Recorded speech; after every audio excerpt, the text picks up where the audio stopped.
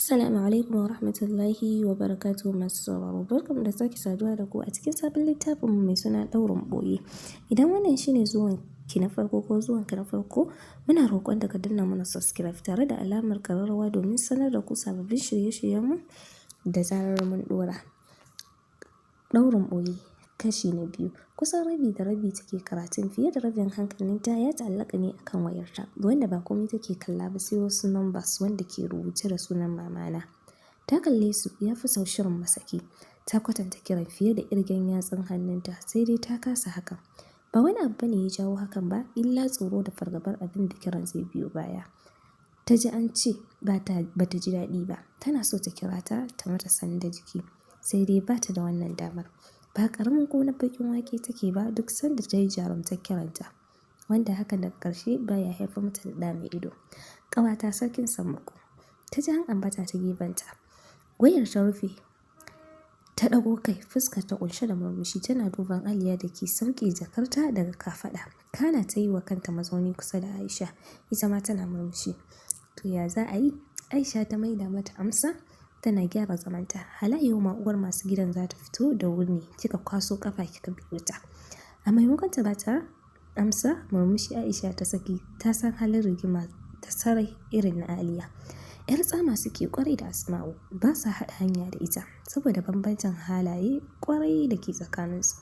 Bugu da ƙari tana da jin haushin yadda take mu'amalantar Aisha, wanda ta zame mata ƙawa kuma aminiya a duk faɗin makarantar. Sosai Aliya ke son Aisha saboda managartar halayenta, nutsuwa, haƙuri game da kunya. Uwa uba Aisha na ɗaya daga cikin ɗaliban da suka yi fice a duk faɗin department ɗinsu. Kai ba ma iya tsangayar tasu kaɗai ba, a duk makarantar ma. Kai Aliya ta kaɗa cikin takaici, sai da Aisha bata bata damar cewa komai ba, ta tare ta. Kin so yau ki makara ƙawata, ya aka yi haka? Wallahi yau mama ta tsaye da ni sai da na haɗa wuya Khalil breakfast. Allah ne ya so ni na masa shaf na fice.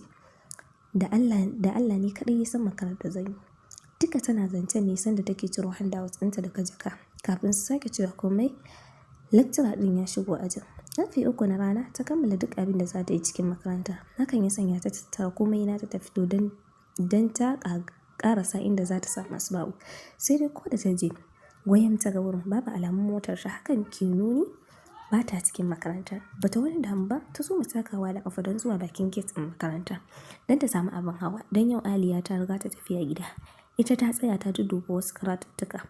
Jin ƙarar mota a bayan ta yi sanya ta sake raɓewa don ba wa motar damar wucewa. A sannan idan ta yi haɗu da direba Asma'u ce. Ita da wasu mutum biyu a motar, da alama ƙawayenta ne. Ɗauke kai Asma'u ta yi tamkar ba ta ganta ba, sai da ta ma ƙarawa motar ta wuta ta yi hanzarin wuce Aisha. Sam hakan bai dame ta ba, saboda ba yau faruwa ba. Babu abin da Asma'u ta tsana nan gidan duniya irin alaƙar da za ta bayyana da cewa Aisha jinin ta ce, gida ɗaya suka fito ko suna da dangantaka. Tun da Aisha ta fahimci hakan, sai ita ma take baya duk wata alaƙa da za ta haɗa ta da Asma'u cikin bainar jama'a. Kai ta jinjina kawai ta ci gaba da takawa zuwa ƙofar makaranta, wanda abin na Asma'u za ta iya cewa bai bata ranta ko ɗaya ba. Idan ma ya ɓata ɗin bai wuce ɗigo ɗaya cikin 100 ba. A yanzu ƙyamatar da take fuskanta take kuma bata mamaki, ta shafe ta kowace iriyar ƙyama da ƙiyayya da duk wata halitta za ta nuna mata a doron duniya. Dukkan wata tsana sai dai ta biyo bayan waccan. Da wannan tunanin ta tsaye da wani ɗan sahu da ke niyyar gifta ta masa kwantaccen inda za ta faɗa ciki. Kamar kullum yau ma aƙalla ya kusa shafe minti 20 yana tsaye yana jiranta. Har sai da ta kai shi ga ƙosawa. Ya haye saman babur ɗin da ya zo da shi ya zauna, saboda rashin sabo saura kaɗan babur ɗin ya tuntsura da shi. Allah ya taimaka cikin zafin nama yiwu gaba ya dawo ya zauna daidai.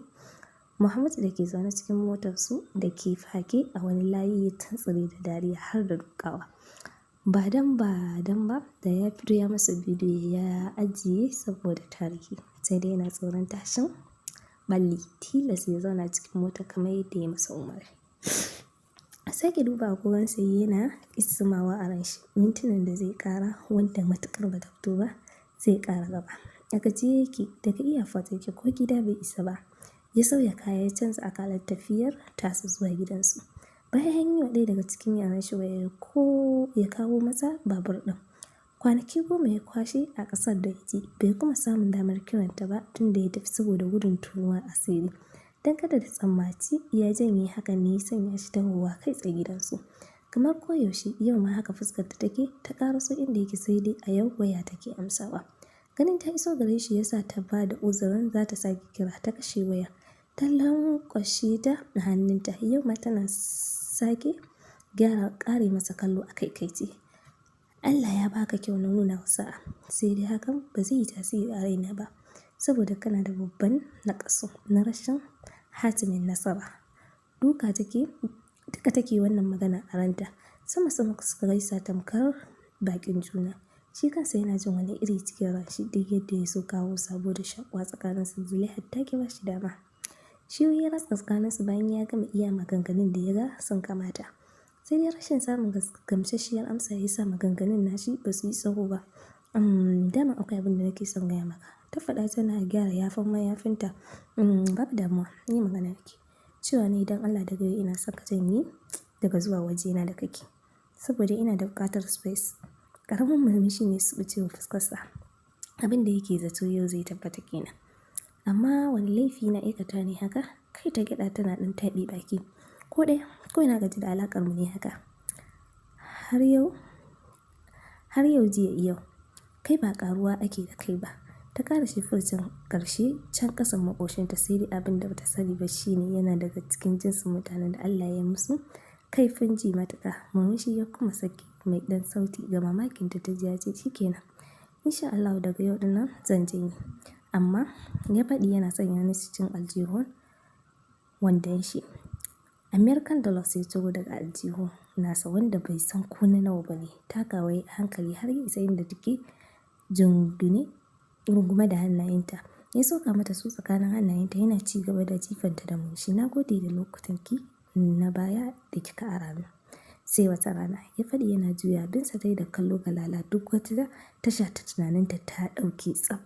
Har ya isa bakin wata baƙar mota wadda bata ji sanda ta iso inda suke ba. Gidan baya buɗe ya shiga kana ya rufe, sai da ta ga motar ta bar layi na sana hankalinta ya dawo jikinta. Ta bi dollars ɗin da ke liƙe a jikinta da kallo, saboda kar suna fid da wani irin ƙamshi da ke cakuɗe da sanyayyen ƙamshin turarensa da har rana irin ta yau ta rasa gane wannan wani irin turare ne yake amfani da shi. Cikin sauri kamar wadda aka yi wa allura ta juya cikin hanzari ta shige gidansu. Da ta tsaya ko ina ba sai falon gidansu inda ta bar ƙawarta Bara'atu na jiranta. Ya aka yi? Kin salama ɗan anacin naki? Maimakon ta amsa mata sai ta miƙa mata dollars da ke hannunta. Waɗannan fa daga ina? Bara'atu ta faɗa tana zakuɗawa game da gyara zamanta tare da tattara dukkan hankalinta kan Zulaiha. Na yafinta ta yage sannan ta zauna hannun kujera tana baiwa Bara'atu labarin abin da ya faru. Ta rufe da cewa tsoro na ɗaya Bara'atu kada ya kasance irin mijin da nake muradi ne na kore shi daga kaina. Kin ga irin motar da ya shiga kuwa? Ta faɗa. Fargabarta na fitowa fili ƙarara. Murmushi Bara'atu ta saki tana karkaɗa kuɗin. Kin ga malama, kwantar da hankali, tun da yau kin gano haka ai ba ki makara ba. Waskewa zaki, ai kiransa zaki kawai ki nuna ke baki san kuɗinsa ya zo ya amshi abinsa. Ke gwada shi dama kike yi. Bata tsaya ta gama jin ma ƙarshen zancen ba ta zaro wayarta cikin hanzari ta soma lalubar inda ta jefa lambar tasa. Tun cikin blacklist ta gano ta, cikin hanzari ta cire ta daga blacklist ɗin sannan ta soma kiransa. Daidai lokacin yana lafi a bayan mota suna tafi. Mahmud na ta tambayarsa ya aka yi, a gefe guda kuma yana sheƙa masa dariya. Ƙarar wayar ita ta sanya shi buɗe manyan idanun shi da suke a rufe. Waya ce da ita ɗaya ke da lambar wanda dama domin ta yi wayar da layin. Hannun shi ya kai ya ɗaga waya ya kara a kunnensa ba tare da ya ce komai ba. Ka dawo ka amshi kuɗinka, ni ba su nake so ba, kwada ka daman nake, kuma alamu sun nuna ka ci wannan jarabawa. Irin maganganun da ta rinƙa jerowa kenan duk a niyyarta na san amintar da shi da gamsar da shi. Murmushi kawai ya sake mata wanda ya ratsa kunnenta da ƙwaƙwalwarta. I'm sorry to say, idan na wuce aji ba na maimaita shi. Sai wata rana ya ƙara shi faɗa yana cire wayar daga kunne. Bai tsaya a nan ba sai da ya cire layin ya karkarya shi gida biyu. Ya sauke glass ɗin motar ƙasa kaɗan ya watsar ta window, sannan ya mai da shi yadda yake ya koma a jikin kujerar motar ya sake lafiya ba tare da ya bi ta kan dariyar Mahmud ba. hannayensa ya saka ya rufe kunnuwansa saboda yadda Mahmud ɗin ya hana shi sakat. Daga bisani da ya ga bai da niyyar barin shi ya huta ya shammace shi ya kai masa naushi. Allah ya taimake shi ya kauce yana cewa a'a kar ka lahanta ni haka, kawai ba ni na kar zo min ba ai, dan ma ka samu wai ina rako ka tunda an kasa ka ba shi kenan ba sai ka sake sabon lale, amma fa ka riƙe a ranka 'yan matan zamani in dai za ka ci gaba da zuwa musu a haka za a daɗe ana kasa ka. Dariya ce ta saba cewa Khalifa ba tare da ya shirya ba. Suka ɗan dara tare da Mahmud ɗin, shi kansa lamarin na bashi mamaki game da ɗaure masa kai. Karo na uku duk tafiyar ta kasance iri guda. Sai yaushe zai ga sauyi, za ya so ya ga wannan ranar ƙwarai. To masu sauraro, sai mun haɗu a kashi na 3. Assalamu alaikum wa rahmatullahi wa barakatuhu masu sauraro. Barkamu da sake saduwa da ku a cikin sabon littafin mu mai suna ɗaurin ɓoye. Idan wannan shine zuwan ki na farko ko zuwan ka na farko, muna roƙon da ka danna mana subscribe tare da alamar ƙararrawa domin sanar da ku sababbin shirye-shiryen mu da zarar mun ɗora.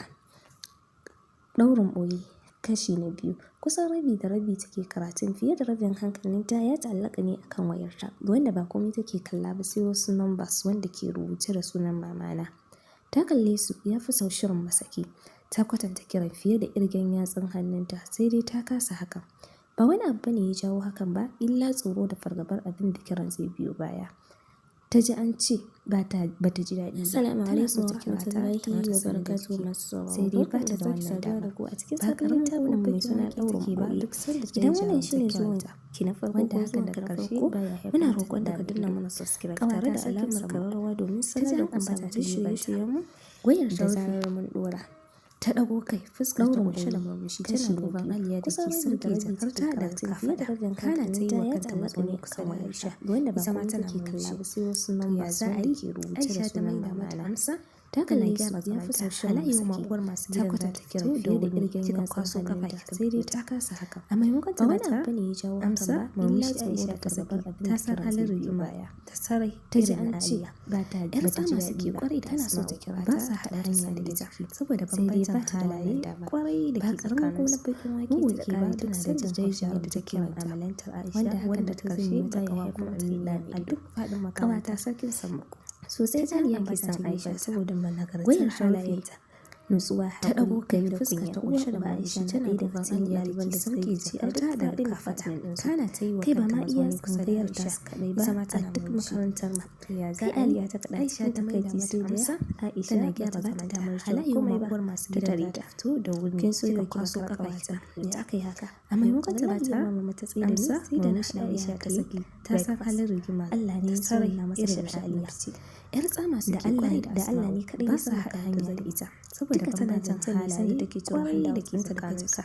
Kafin su ƙari tana da jin haushin yadda take lecturer ɗin ya shigo aja wanda ta uku na rana ta kammala duk abin da za ta yi cikin makaranta. Hakan ya sanya ta tattara komai ya ta san Aisha saboda dan ta tsara halaye ƙarasa inda za ta samu haƙuri game da kunya da ta je Aisha na wanda ta ga wurin ɗaliban da suka yi fice a duk faɗin department ɗinsu. Ba ta cikin makaranta ba ta yarda su kaɗai ba a duk makaranta bakin gate. Kai Aliya ta faɗa dan ta samu abin hawa dan yau Aliya ta riga ta tafiya gida. Ita ta tsaya ta duba wasu karatuttuka. Soyo ki makaranta wata bayan ta kai haka sake haɗewa dan ba motar ta sai da ni sai da na haɗa wuya a sanin idan ta ya haɗu da direba. Allah ne ya so ni na masa shafshaf da wasu mutum da Allah ne kaɗai ya sama kawai ta ne.